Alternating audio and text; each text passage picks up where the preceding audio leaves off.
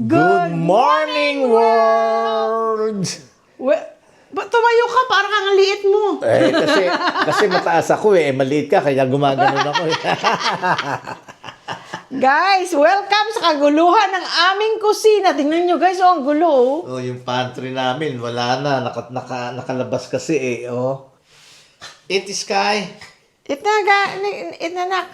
Tingnan nyo guys, kung gaano kagulo. Di ba guys, ito sa loob ng cabinet, ng pantry. Sa pantry. Oh, nilagay muna namin dyan. Tingnan nyo yung kaguluhan. Tingnan nyo yung kaguluhan.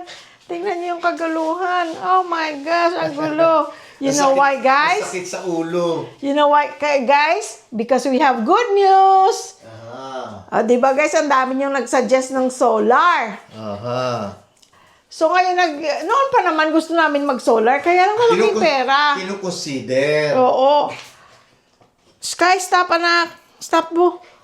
Gusto niya rin makisali sa kaguluhan. Kinukonsider din namin noon. Kaya lang siyempre malaking pera. Pwede mo naman may mga company na may mga installment. Kaya lang, yun nga yung ating buhay retired, na wala na tayong sweldo. Ayaw na natin mga installment ng mga utang. Ayaw na namin. Tapos na kami sa utang. Sabihan mo yung anak mo, ang gulo, inaano yung pa ako, kinakagat, aray! Nak, please. Stop, Sky. Stop, Sky. Good boy, Sky. Good boy. Kaya ayaw na namin ng mga, ano tawag? Monthly. So guys, dito tayo magbablog sa kaguluhan ng ating kusina. May hugasin pa ako dyan. Ang gulo, no? Pero yun nga guys, nag-aano kami, noon pa kinoconsider namin. Kaya lang malaking perang ilalabas. Pwede namang monthly, mayroong mga installment. Kaya lang, pag wala ka ng sweldo guys, hindi dapat mag-installment. Dahil kasi wala ka ng iniantay na buwan-buwan na amount na para sa mga utang-utang. Wala nang kumbaga, wala nang income. Oo. Kasi ang income na lang kinukonsider yung yung retirement ko, yun na lang. So guys, yun, noon pa namin kinukonsider, pero yun nga yung, hindi, pag brownout, mahirap, mainit, ganyan. Totoo. So ang good news natin today guys, ay nag-start na ang process ng aming pagpapasolar. So, marami kaming, may mga ilan kaming mga solar company na nag-inquire kami. Pero we went for somebody na kilala ng aming builder. Tapos, electrical engineer siya. So, maganda yun dahil kasi, alam niya yung mga kuryente. Kasi isa pa yun sa natakot ako dahil nakita ko sa Facebook. May bahay guys na nasunog dito sa Pilipinas dahil sa sa solar. Kasi daw ang mga cable, mga kuryente, maliit or whatever.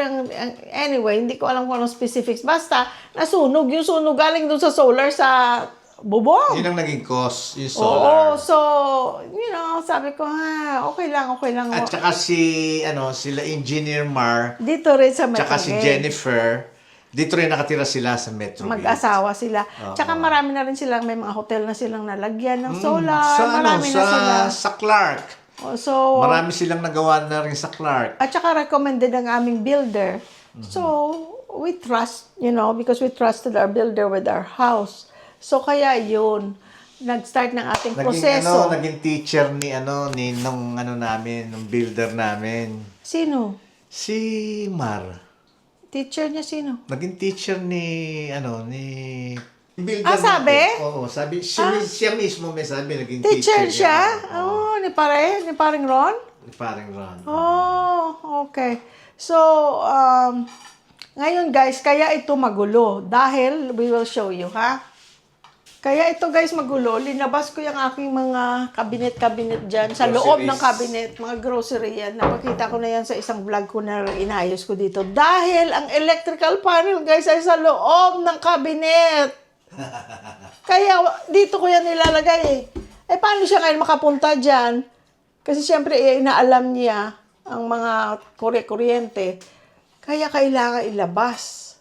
Okay? So, yun ang reason. Sa ilalim, hindi na rin naayos.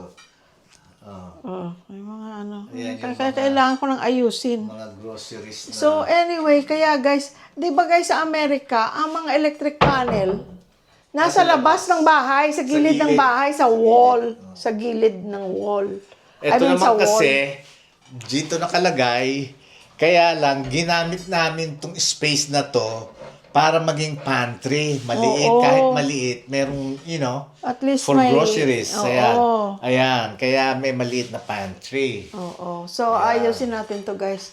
Luluto muna, kakain muna tayo. Oo. Kasi gutom. This guy, Kumakain good din boy, si Sky. Oh. Good boy. Good boy, Bobo. Good boy, Sky. Oh, wala siyang pakialam mo. Good boy. Aba, ubos! Finish. Finish. Good boy, Drink your Baba. water. Drink Drink. water. Drink Drink ka. water. Okay. Drink water. Habang nagluluto ako ng breakfast, kikipagdaldalan ako sa inyo. Kaya ako lang pala nagdadaldal, no? Request ni Louie Boy, tuyo! Sarap itong tuyo na to kasi bago. Hindi siya masyadong maalat. Tapos, mga ano ngayon guys, mga not healthy food. Itong beef longganisa ng CDO. Masarap.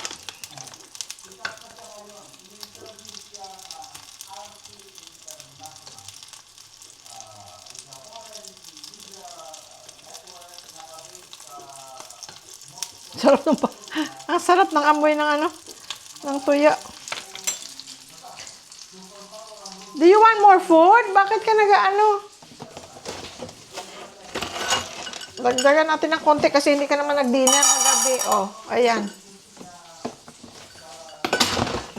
Ang Sky kagabi maagang natulog, hindi nag-dinner. Kaya ang dinner niya ngayon niya lang umaga kinain.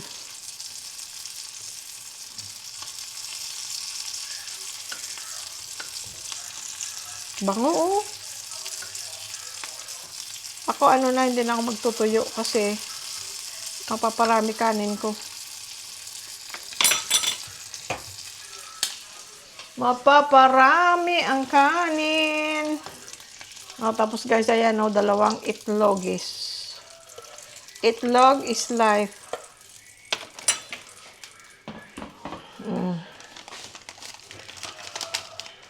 Diyan na rin natin iprito yung langgunisa. Mag-aamoy tuyo siya, okay lang.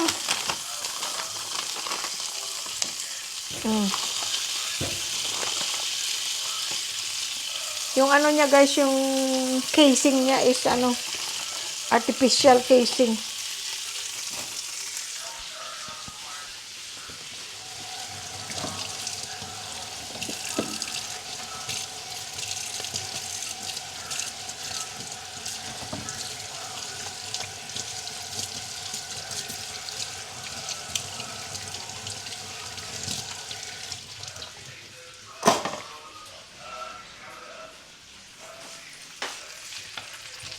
Lagyan natin ng konting tubig.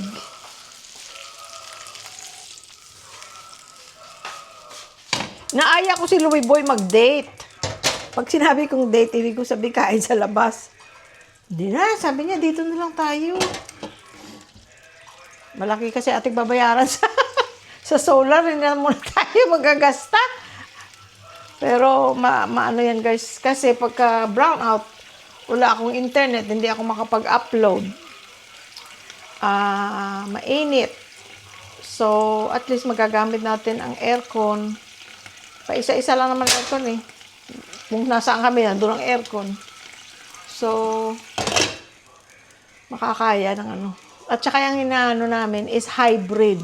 Para na kahit brownout meron kami. Mas mahal siya, pero niisip ko na lang, mas mura naman ng dihamak kaysa solar sa Amerika. So, within maybe a week or so, na yan, mailalagay na. Na kami. Nag-kontrata na kami. Pero guys, hindi kami magma-monthly. Down lang kami half, tapos the rest, bayad. By the time na ma-install, bayad na yun lahat. para na wala tayong malaking perang mailalabas, pero at least wala tayong monthly. Yun ang masakit yung monthly. Which for decades, that was our life. Monthly here, monthly there, monthly kotse, monthly kotse. Pero, yun ang buhay, di ba? Hindi ka naman mayaman, puro yun lahat monthly lang. Tabangin yung ating camera pala. Puro yan monthly lang. Walang problema doon. Kasi naman nagnakaw ka, di ba? Ng ikinabubuhay mo or ano ba yan? Yung pera mo. So, monthly lahat. Lahat is monthly, di ba? So, okay lang yun. Kaya lang, ang problema, kung wala kang sweldo, paano ka magma-monthly? So, pagkasyahin mo kung anong meron ka, you give up some stuff, tapos, para ma-prioritize mo kung ano ang mas kailangan. Yung ganun lang ang buhay. So, masaya kayo sa nakikita niyong kaguluhan dyan. Ang gulo, no? Pero mabilis lang yan. Dahil si Sky naman, hindi yan pagkabasta busog na siya. Maglalaro yan, yung dinidila-dila niya pa ako, magkakagat-kagat. Pero once na natapos na yung hyper niya, okay na yan, nakatingin na lang sa akin pagka kung anong ginagawa ko. Sunod na lang ng sunod dyan. Kung saan ako pumunta, nakasunod.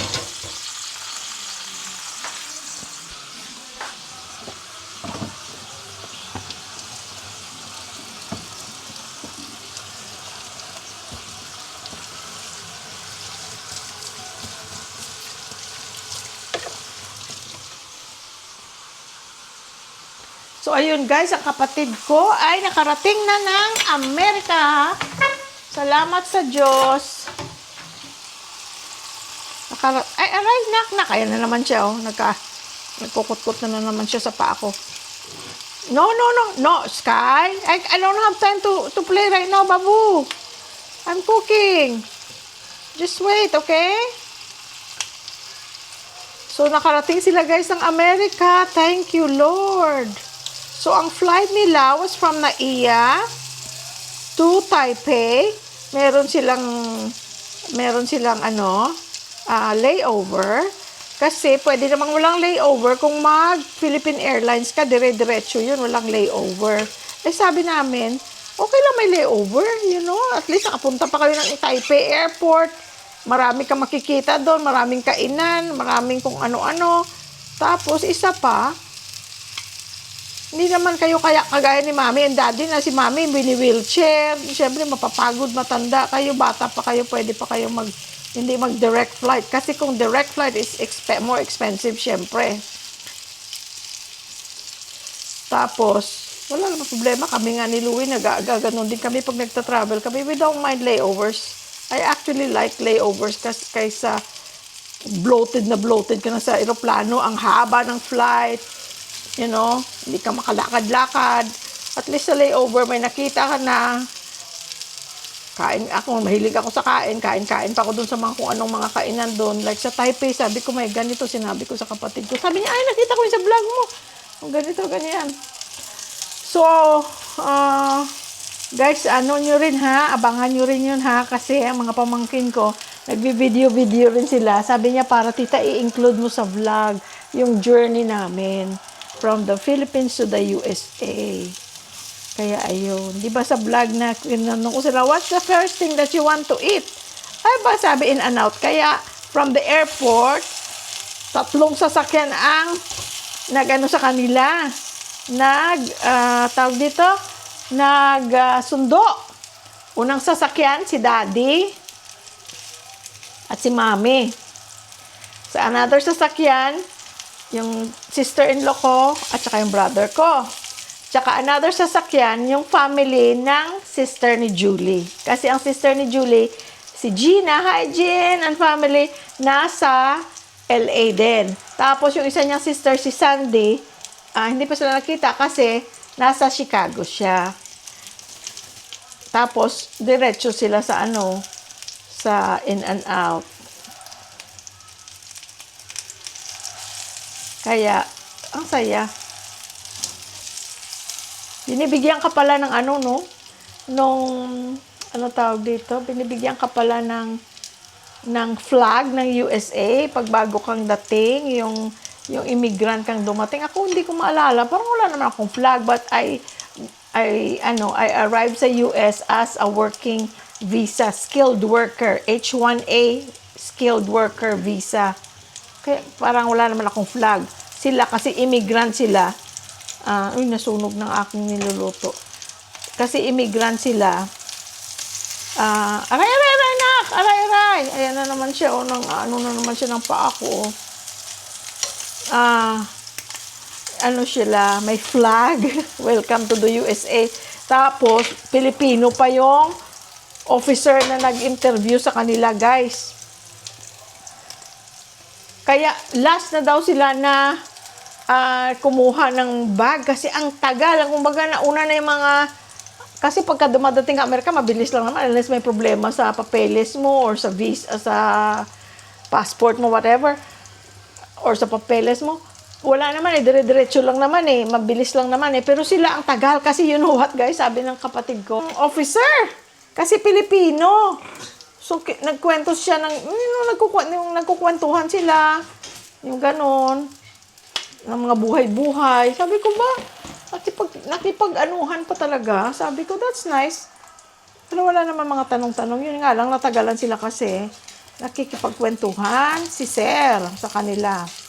Tapos, sa pila ng mga may mga immigrant na dumating, kasi ibang pila yun wala daw Pilipino siyang nakita sa, nakasabay, mga ibang lahi.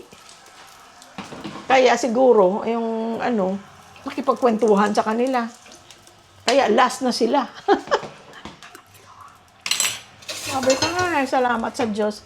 Alam mo, totoo yun, yung nag-comment na, it's hard na, hindi ka na batang-bata na pupunta ng Amerika, like you start over your life. That's true. But, ini-imagine ko kung ako yun, I'm 57, I'll be 58 next month.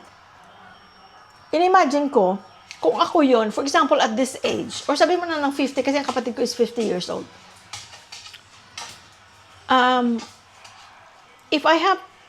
If my life before all this, ng pagpunta ng Amerika, pagbalik na ng Pilipinas, if my life before, if I had that life at this moment, for example, and then I had the opportunity na pumunta ng Amerika, kahit sa ganitong edad ko, I will grab it. You know why? Iba ang Sky. Stop, baby. Thank you. Thank you, anak. Thank you. Okay, lie down ka lang dyan sa paa ko. Kasi yan, guys, wag naghugas ako ng plato, nagluluto. Nakahiga yan sa paa ko, yung paa ko ganon. Nandun siya, nakahiga siya. Yan lang, higa lang. Wala lang kagat-kagat, ha? So, kung ako yun, I will grab the opportunity. Lalo pa sa kanila in their situation. Never sila napunta ng Amerika. Si Julie may 2 kapatid na sa Amerika na babae. Yung kapatid niyang lalaki nandito sa Pilipinas, but yung isa has multiple US visas. So, anytime they can go. And financially, they're able to. So, malaking bagay yun. Kumbaga, magkikita sila. Tapos, ang kapatid ko naman, nandun ang nanay tatay namin, nandun ang kapatid namin, si Jingjing, siya at saka yung asawa niya, ang nag-petition, sibling to sibling yun, na petition. Kaya it took 2 decades. So, in their situation, it's exciting. It's a great opportunity. And ang mga 2 bata, yung 2 minor children, isa is still high school, mag-grade 11 yata, si Julian, tapos si JB will be in college. They have the opportunity to go to school in America. Tapos yung 2 anak nilang naiwan are nurses. Meron na silang USRN license because they took the NCLEX. So, lisensyado silang magtrabaho sa US as nurses. Hindi kagaya ng panahon ko na dumating ako sa Amerika. Stop, Sky. Stop, anak. Stop. Dumating ako sa Amerika. Doon pa ako sa Amerika nag-take ng board exam ng US licensure exam. Kasi wala dito sa Pilipinas. Nito na lang yung huling mga panahon na nagkaroon sa Pilipinas ng nursing licensure exam. Kaya dito pa lang, may lisensya na sila. So, ang visa nila that they're waiting for is immigrant work-based or work-related immigrant visa. Yun ang inaantay nila. Which with that, you can bring your spouse. Pag meron ka ng asawa, kaya nga sabi namin, mag-asawa na nga kayo kasi may mga, ano naman na sila, may mga serious boyfriend and girlfriend. Kaya eventually, magkikita-kita sila doon. Doon ang buhay nila. At saka, hindi naman yung ganun kahirap kasi nandun ang brother ko, nandun ang parents namin. They will, help them. They will, ganun naman kaming pamilya, tulungan. Kung sinong wala, tulungan, yung ganun. Kaya, their start will not be as hard. Ako, when I started, I was alone in California. I have a tita that helped me, pero nandun siya sa Florida, hindi sa California. Naging si Louie na lang talaga ang tumulong sa akin nung nasa, aray, Sky! Ikaw, ha? Ayan, si Kulit, Kulit, nahihiya ka? Nahihiya ka sa kakulitan mo? Show them, you have long hair na, you need grooming. So, guys, dito ka lang, I'll give you treat pala para, kasi you are good boy. And then you go, you go rest, ha?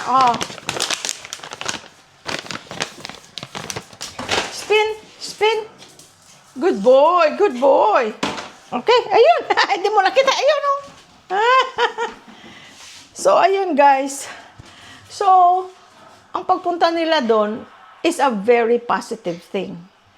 The good thing pa sa kanila, may uuwian silang bahay dito. Eventually, kung meron, mag-retire na sila or mag-for good sila sa Pilipinas or things they don't like, things don't work for them, whatever. But I think it will work because they want to be there. When you want something, you will make things work, di ba?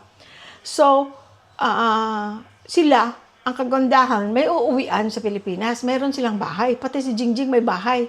Magkatabi ang bahay nila, nasa isang compound na ganun. Kaya may uuwian sila.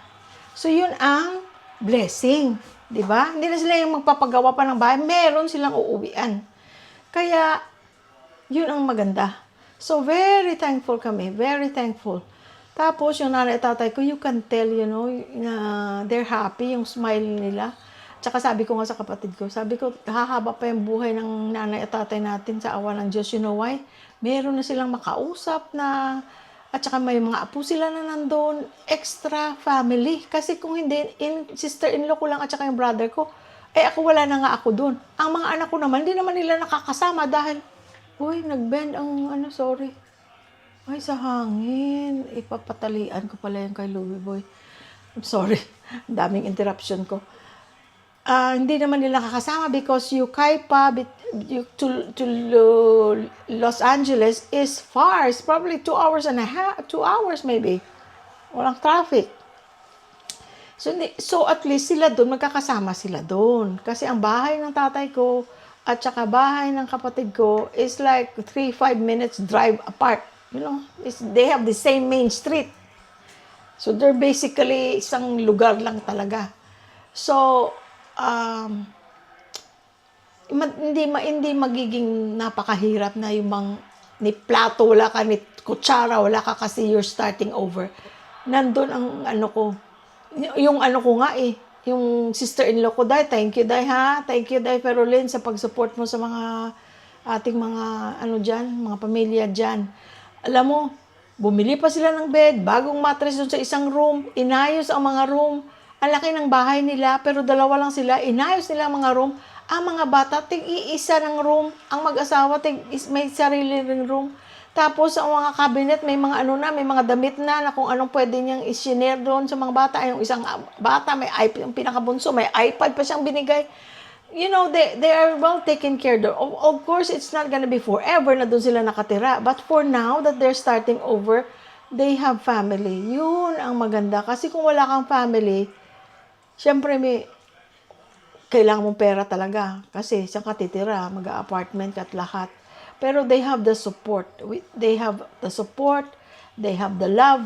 Tapos, ang pamilya ng sister-in-law ko, ang laki din. So, it's a big family. Kasi yung pamilya ng sister-in-law ko, nandun na sila lahat. Kaya, very close sila na family. They always have get-togethers. Kaya, masaya. Maraming salamat, Lord. So, ipapakita ko niyan in the next video ang journey nila. Nakakatuwa. Yung pagdating nila doon.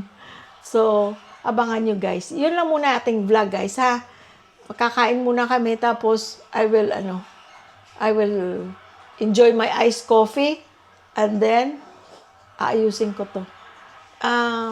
Dati pag ang mga ganyan, na-stress na ako, yung ganyan kagaluhan, na-stress na ako guys. Kasi, oh my God, I don't have time. But I have the time in the world. Hindi ko magustong gawin right away after I eat. Later this afternoon, I can do it. I don't have a boss. I don't have to clock in tomorrow or tonight. So, salamat sa Diyos. Pwede kong enjoyin yung paggawa nito mamaya. Hindi naman yan mahirap. Maliit lang itong kwarto na to, yung itong dirty kitchen natin. Kaya, abangan nilang ating mga susunod na vlogs. Maraming salamat guys sa ating mga bagong subscriber, sa ating mga bagong friends dyan, at yung mga lumang friends or dating friends na patuloy na nagsusupport sa atin. Ang Louie Boy andun na, nanonood ng basketball kasi tinuruan siya ni engineer yung magkakabit ng solar namin kung saan siya makakanood ng NBA live. Maraming salamat engineer and Ma'am Jennifer. Engineer Mar, maraming salamat. So looking forward sa ating solar. Yes, thank you Lord. Sabi ni Dada, kahit na brownout, you can have your electric fan here. And then paglabas mo dun, may aircon. Yay! Kasi si Sky guys, pag wala kami, sinasara ko yung gate para na hindi magulo si Sky dun sa labas. Dito lang siya, safe siya dito. Nandito banyo niya. Tapos i-on ko yung ilaw para pag ginabi na kami ng uwi, may ilaw siya. O kahit hindi man gabi yung madilim na, o di may ilaw siya. Tsaka pag mainit, i-on namin yung electric fan. No, Sky na! O di pag brownout, meron ka pa rin electric fan, Sky na! Thank you, Lord. Maraming salamat, guys. Please subscribe kung hindi pa kayo nakasubscribe kasi libre lang naman. At maraming salamat doon sa mga nagpa-member. 3 kayo, maraming salamat. And then guys, maraming salamat sa lagi mga nagko-comment. Lalo pa yung mga inspiring na comment na nakaka-inspire sa aming dalawa na nandito kami sa Pilipinas. Maraming salamat. God bless you. We pray for everybody kung ano man yung pinagdadaanan, may sakit, may problema, may anong nangyari sa buhay natin, ipagdasal lang natin. God will protect us all, will guide us all. Thank you. Maraming salamat. Bye-bye guys. Till next time.